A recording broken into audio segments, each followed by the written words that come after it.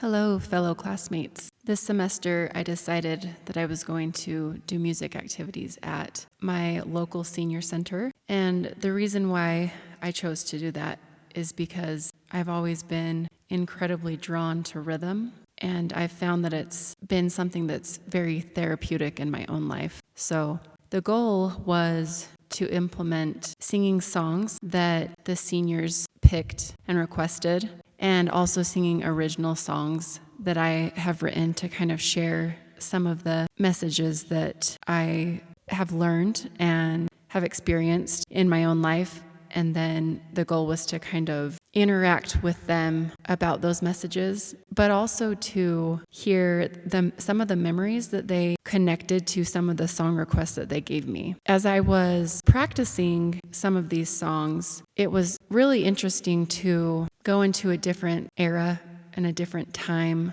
Well, actually several different eras and different times, as I sang songs from the 40s all the way up to now. And it was just cool because as I practiced these songs, I was able to make those beautiful connections, not only with the seniors, but also with my family and friends that were kind enough to allow me to perform those songs and interact with them using those songs. I was able to do my first practice session with some family and friends in my home. And we also did a drum circle there. I actually didn't get pictures of this particular session, but I was also able to go to a ward member's house. Her name was Beverly, and she allowed me to sing these songs. And it was a really neat experience because there were a lot of emotions that were brought up during the time that I was singing. Some of my originals, some that the seniors had chosen, and I decided to practice for this group of people at Beverly's house. And it was just a lovely experience because music truly is a universal language and we connect to it so resolutely. It's just a beautiful thing that people have a different way of experiencing a song,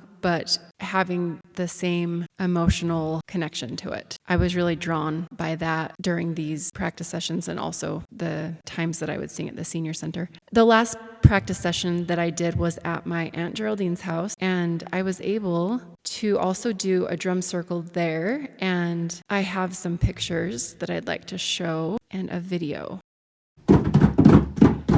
Louder.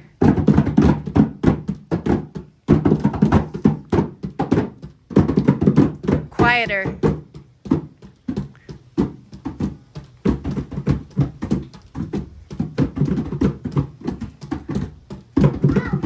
Four, 3, 2, 1, and stop. The songs that I mentioned earlier that were either given to me by request by the senior citizens or that I had written were created in two different set lists or organized in two different set lists. The first set list, I started by singing a song called Part of Life by Ben Rector that has a line that talks about just posing the question, have you ever been afraid and ever been unprepared? And in that moment, it was me because I just was a busy mom trying to navigate this project and other classes and all of the things on top of that. And it just was a human, funny thing to add that song in because I was just being honest with how overwhelmed I was. And it turned out being such a fun opener for my first time going to the senior center to do this. The other songs that I took were by request and then a couple of originals in the first set list. Coal Miner's Daughter was something that I just decided to add because it resonates with the people of my community, as many people grew up with mining parents, uranium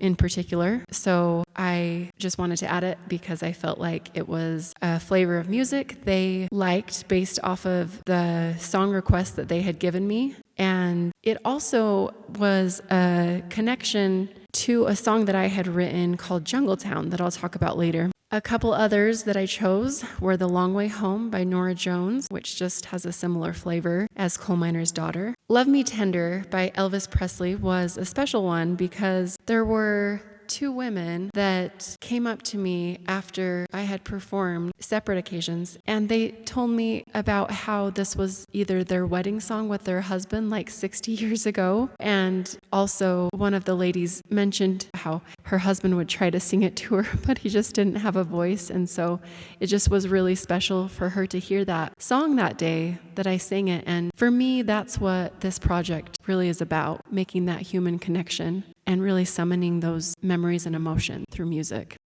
One of my originals is called For a Reason. I wrote it about my daughter Nora, and it has just this message of reminding us of our divine heritage and of our infinite worth. So I wanted to add it into the set list. The second set list had fun ones that were mostly requests. Hey Jude, Fernando, Danny's song, Across the Great Divide. And then I had a couple of originals. The originals that I worked on were Walk Each Other Home. It's just talking about the quote by Ram Dass about how we're here to walk each other home on earth through all of the things that we're going through. And then I mentioned Jungle Town. So Jungle Town is also about a storyline of a miner family, and it happened to be my grandparents who got married at the tender age of 16 and 18 years old by protest of their parents. It was kind of a Romeo and Juliet type of storyline, and so I shared it because I knew that a lot of the people at the center might know my grandparents, and lo and behold, we had a long discussion about it. They all knew my grandparents, and some of them had even gone to their wedding and remembered kind of the controversy of them getting married so early because of how their parents felt about it. So it was cool to kind of make that connection and share that history and learn more history about my grandparents in that moment. The one song that had a similar flavor to all of their song requests that I decided to do was by Marty Robbins, called El Paso. And there was a lady named Sharon who had a cool memory about how when she was younger, she was on the stage crew in St. George when Marty Robbins was performing, and she did the lights. And I guess she had got to know Marty a little bit, and he dedicated this song to her, which was so special to hear because Marty Robbins' music is so iconic. And also there was a gentleman named Lawrence. Lawrence came up to me, and he remembered how his dad, going to the farm in their little truck, would sing this song and sing Marty Robbins songs. And I could just see the joy in his eyes as he recalled this, because it was a time when he felt at his best and had the most joy. And being a part of that resurfacing of a memory was really cool for me through music. There was also a beautiful moment the last time I performed and did a drum circle that was very neat. I unfortunately didn't get to collaborate with a couple friends. So I actually had some of the seniors come and bring their talents. And one of those seniors is Dennis. And here is some of his music. Something that I learned about Dennis is that he had a stroke about 5 years ago, and he had to relearn how to play the harmonica. Another thing about Dennis is he played at the Grand Ole Opry. He's played music professionally, and I thought that was really, really neat. Stanley has played and sang for the bear dancing community for over 25 years, and he shared the triumph of being sober for, I can't remember if it was 30 years or over 30 years, something around that, and that this has been something that he has come back to, singing and drumming.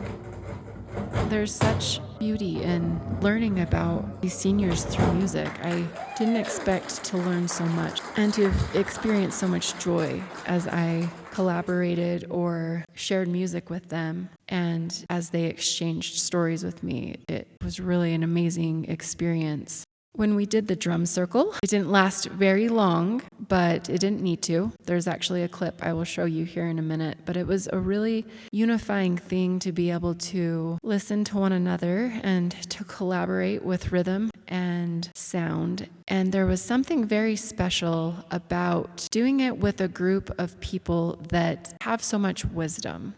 We're going to go over one time, okay? All right.